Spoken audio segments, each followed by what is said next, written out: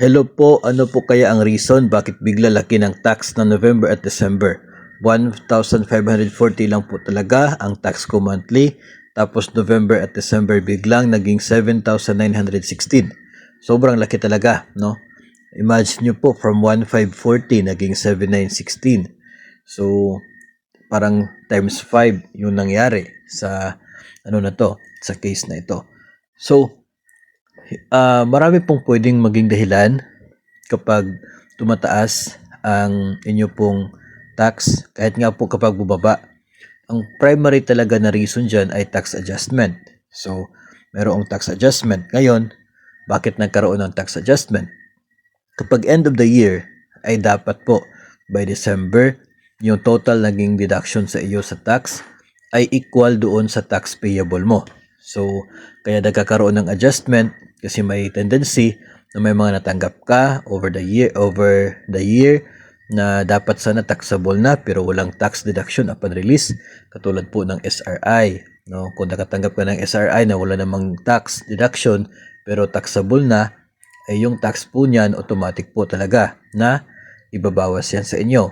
Kung hindi po siya nakadeduct until October, pagdating ng November at December, 2 months na lang. So, idadagdag yan sa inyo pong tax deduction for the remaining months of the year para makumpleto. So tulad din po ng special hardship allowance, kung meron po kayo niyan, ay dapat merong tax po yun upon release. Yung inyo pong maternity pay, pwede po, dapat may tax deduction upon release para wala po siya maging epekto dito po sa inyo pong sahod by the end of the year. So marami po mga pwedeng dahilan yan. Pero kung gusto po ninyo malaman yung exact reason talaga sa case po ninyo, pwede po ninyong i-refer yan sa gumagawa ng sahod po ninyo sa Payroll Services Unit. Baka mayroon dyan sa division ninyo o kaya ay baka mayroon sa region. So baka pwede po makipag-coordinate sa division ninyo. Ay hindi kasi basta-basta na nagre-reflect lang yung deduction.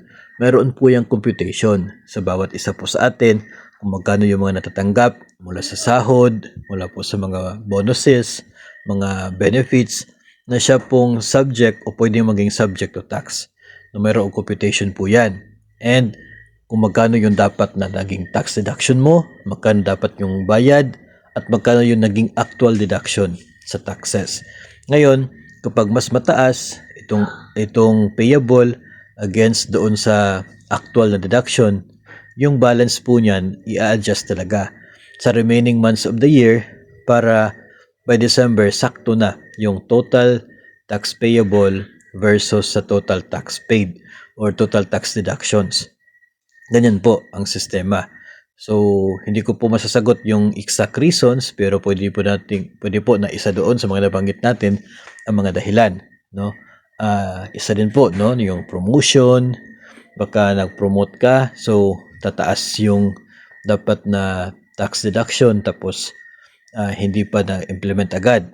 O kaya ay sa pag-promote ninyo ay pumunta ka sa next na level ng tax, no? Mayroong bracket kasi yan.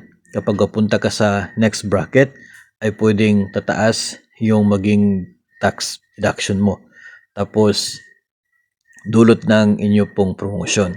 So, pwedeng mga ganun po na dahilan, and makikita po ninyo yan sa computation po na meron, no, sa gumagawa po ng inyo pong sahod.